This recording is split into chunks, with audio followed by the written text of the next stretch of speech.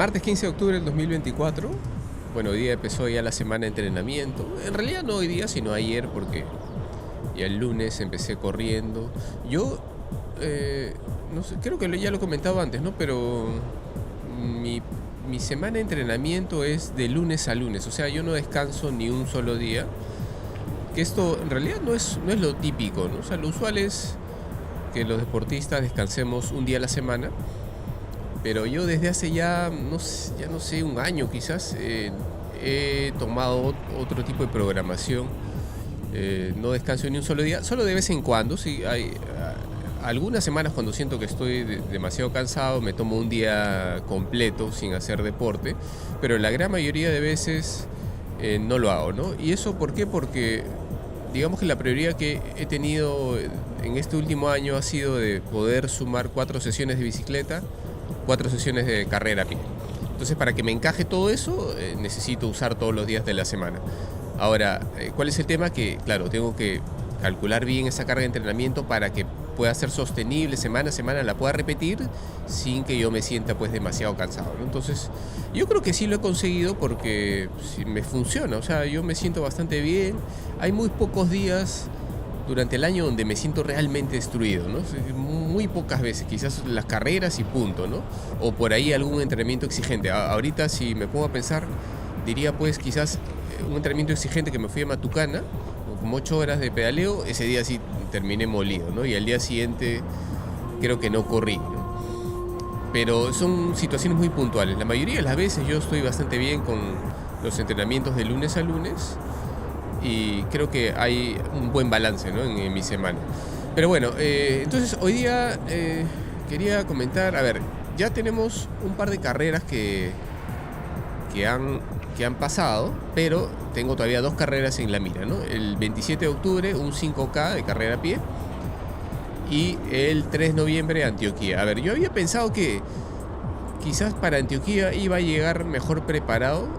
O sea, no es que me sienta mal preparado, sino que pensé que iba a tener más tiempo para hacer entrenamientos específicos en trocha, algunas series, pero no he podido, la verdad, por el tema del viaje al Cusco.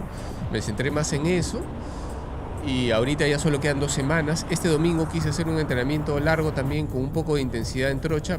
No pude porque el sábado terminé sumamente cansado, entonces el domingo ya me di un paseo nada más. Pero el próximo fin de semana es el 5K, entonces tampoco voy a poder fondear, así que me queda poco tiempo, ¿no? Pero bueno, entonces lo que sí quería hacer en estas últimas 2 semanas es levantar un poquito más el volumen de bicicleta, y por eso es que hoy día me di una vuelta olímpica. En vez de hacer hora y media en el rodillo o 2 horas en la calle, dije, me hago un poquito más, hago 3 horas muy suaves, completamente aeróbicas. Salí a hacer, digamos, esa vuelta con el objetivo de rodar todo parejo, ¿no? Más o menos 140 vatios o 130 pulsaciones, ¿no? La combinación de ambas cosas. Y la verdad es que me sentí bastante bien, ¿no? Ahora, yo quería comentar un tema. Aprovechando este rodaje largo y tranquilo, quería aprovechar de comentar un tema, ¿no? Yo estuve viendo las últimas competencias. Vi París Tours, que es una carrera bastante simpática, creo. Todos los años siempre es una carrera que se parece a la París-Roubaix. Tiene un montón de barro, de tramos, no de adoquín, pero sí de trocha, digamos, ¿no? De este rato. Una carrera muy interesante. Pero además de eso, también vi, obviamente, las 2 últimas carreras de Tadej Pogačar luego de haber ganado el Mundial, que fue el Giro de la Emilia y, obviamente, el último monumento del año, que es el Lombardía, ¿no? Que es una carrera que generalmente yo no suelo seguir mucho, o sea, sí la veo, pero la veo en resumen y no le presto tanto atención como al resto de monumentos. Pero yo quería hablar un poquito de Tadej Pogačar, porque la verdad que yo siempre lo he admirado como todo el mundo, ¿no? O sea, he disfrutado de su ciclismo, he disfrutado de sus grandes triunfos, pero yo creo que ya todo tiene un límite, ¿no? Y para mí ya ese límite ya lo sobrepasó en el Tour de Francia de este año, ¿no? Y lo que ha venido después de eso ya ha sido una masacre a todos sus rivales. Entonces eso para mí ya no es que sea raro, o sea, no es que sospeche de él, porque obviamente yo entiendo cómo es el ciclismo, sé cómo funciona, sé que el doping está presente en cualquier deporte de alta competencia, pero el tema que yo veo es que, o sea, esas performances tan por encima de sus rivales me hacen pensar que, o sea, ¿cuál es el límite humano realmente, no? Porque yo creo que este año lo que hemos visto en cuanto a performances es algo que nunca antes se había visto, ¿no?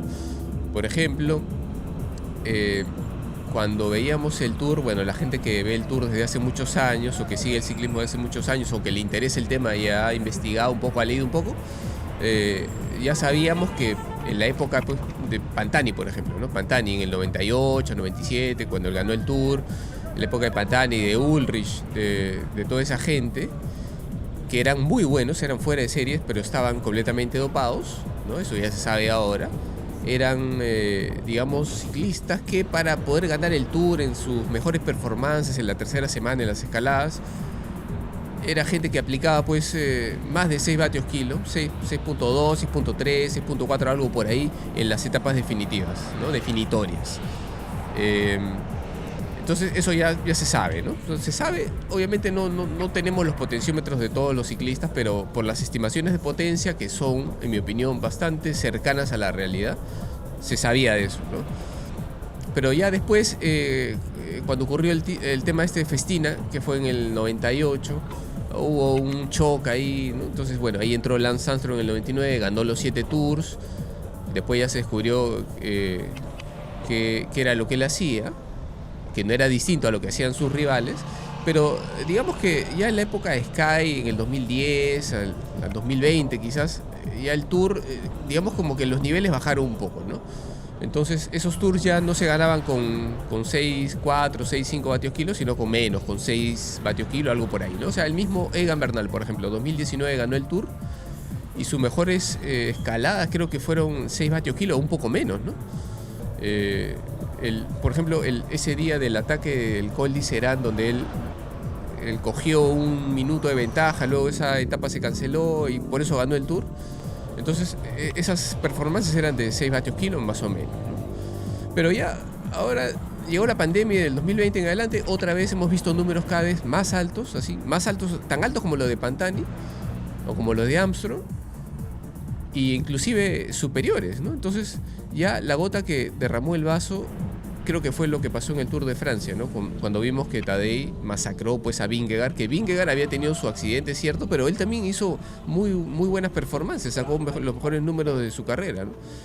El día de Plateau de Belle, que fue ya la performance histórica, la mejor histórica que se haya presentado, que fue, digamos, Tadej escalando Plateau de Belle más o menos en 40 minutos a casi 7 vatios kilo, 6.9, 7 vatios kilo, ¿no? Repito, no tenemos los potenciómetros de los ciclistas, pero por las estimaciones de potencia, usando la velocidad de ascensión, que yo creo que son bastante cercanas a lo real. Por eso es que se calcula que más o menos esas fueron las potencias que movió Tadej Pogačar, ¿no? Y 7 vatios kilo por 40 minutos en la tercera semana, con piernas cansadas, es algo que nunca antes se había visto, ¿no? Entonces, si ya los mejores ciclistas de la historia, como eran Pantani, Armstrong, Ulrich, todos ellos iban más lento que Tadej y estando dopadísimos, entonces, o sea, ¿qué podemos pensar de lo que ocurre ahora, ¿no? Entonces, para mí el problema no es tanto que Tadej gane y que le meta una minutada a sus rivales, porque la competencia es así, si hay alguien que es superior, entonces masacra al resto, ya, eso está bien, pero el tema es, ¿cuáles son los límites? O sea, si ahora el estándar para ganar el Tour es 40 minutos a 7 vatios kilo, en la tercera semana, el próximo año, ¿qué va a ser lo normal? O sea, 7.5 vatios kilo, 8 vatios kilo, pues eso ya está fuera, creo, de toda capacidad humana, ¿no? O de repente nos estamos equivocando, ¿no? O sea, porque si, como digo, o sea, estos grandes ciclistas que hemos visto en el pasado, ¿no? En los 90, en el 2000, esos ciclistas no eran cojos, o sea, eran lo mejor de lo mejor, ¿no? Ahora, claro, lo que muchos dicen es que no, que la nutrición ha cambiado, que ahora son más profesionales, que las bicicletas son más ligeras, que las ruedas, y la aerodinámica y todo eso, pero sinceramente todo eso tiene un impacto, creo que es mínimo comparado con lo que se necesita para escalar a alta velocidad, que es la potencia. O sea, si Tadej está yendo a 27 por hora en una rampa del 8% por, media hora, creo que fue lo que hizo en el Giro de Italia. Entonces, para eso se necesita principalmente vatios. O sea, hay que mover muchos vatios. 450 vatios, 460, no sé cuánto. Más o menos por ahí se estima. Entonces, esos vatios, ¿de dónde salen, no? Y otra cosa también que llama mucho la atención es que el cambio de Tadej del año pasado con el de este año es brutal. Es un cambio brutal. El año pasado fue masacrado por Vingegaard. Y este año, él masacra a Vingegaard con muchísimo más vatios, ¿no? Entonces, todos sabemos, o sea, cualquier persona que entrene o que sepa entrenamiento, o sea, todos sabemos lo que cuesta mejorar. Ya, o sea, ya no digo un amateur que tiene mucho margen de mejora, donde se pueden hacer muchas cosas y se puede mejorar. Para un amateur es muy difícil sacar tantos vatios de un año para otro, ¿no? Entonces, para un ciclista que es el mejor ciclista de la historia, que ya el año pasado ya tenía como 5 años de profesional, donde ya su nivel era sumamente alto, y que de un año para otro tenga una mejora brutal, o sea, eso tampoco pues es muy creíble, ¿no? Entonces, mi pregunta siempre es esa, ¿no? O sea, ¿cuál es el límite humano? Si los estándares que manejamos ahora son esos, y el próximo año, ¿qué vamos a esperar, no? Ahora, o sea, yo me acuerdo cuando Contador ahí puso en su Instagram, hace ya varios años, ¿no? El hijo, ¿no? Pero bueno, también vamos a creer que esos datos son correctos, o sea, pues tampoco tenemos esa certeza, ¿no? Pero bueno, es lo que él declara, lo que pone en su pantalla de su ciclocomputador. Y él ponía ahí, ¿no? 440 vatios, creo, algo por ahí, o 7.2 vatios kilo, en 20 minutos, en un testeo, entrenando con piernas frescas. Entonces él decía, si yo tenía estos vatios, iba a ganar el Tour de Francia. Luego, Lance Armstrong también ha dicho algo parecido en la entrevista esa de Peter Attia, en un podcast que hizo hace ya como un año, creo, donde habla muchísimo de este tema. Él dice, ¿no? Igual, su forma de saber si estaba listo para ganar el Tour de Francia era yéndose al Col de la Madone, ahí en Niza, donde él vivía, 30 minutos a 7 vatios kilo, ¿no? Entonces, con eso, con piernas frescas, con ese testeo, él sabía que iba a ganar el Tour de Francia, porque cuando tenía que definir en la tercera semana, tenía que hacer escaladas a 6.4, 6.5, algo por ahí, ¿no? Sin embargo, ahora eso ya pues ya no significa nada, ¿no? Porque ahora ya todos los ciclistas tienen que hacer eso para quedar en el 10º lugar, ¿no? Para ganar hay que hacer lo que hace Tadej, que son 40 minutos a 7 vatios kilo más o menos. Entonces, esto, o sea, a mí me preocupa, pues, ¿no? Porque, repito, ¿cuál es el límite? O sea, ya el ciclismo y cualquier deporte de alta competencia al final es un show, es un entretenimiento, ¿no?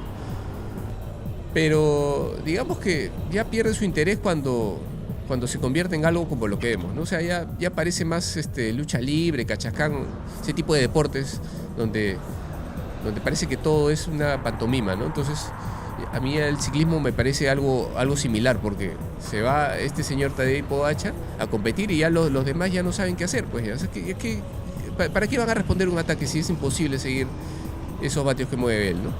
Entonces, bueno, esa es la reflexión, bueno, las sensaciones encontradas que me genera a mí ver el ciclismo.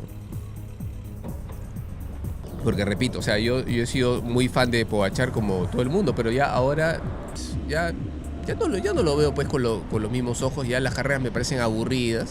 Y ojo, no solo hablo de él, ¿eh? Porque yo entiendo cómo funciona el ciclismo, sé que todos están igual, ¿no? Pero el asunto es que esto ya como que sobrepasa ciertos límites. Bueno, entonces eso era lo que quería comentar sobre el ciclismo en general. Yo el próximo año ya no sé cómo van a ser las carreras. Yo igual seguiré viendo el ciclismo, ¿no? Yo ya sé ya cómo funciona, pero igual quería dejar esta reflexión sobre lo que hemos visto este año, ¿no? Bueno, el entrenamiento de hoy, la verdad, todo muy bien, todo parejito, me sentí bastante bien. Y ahora sí, pues a la casa y a trabajar.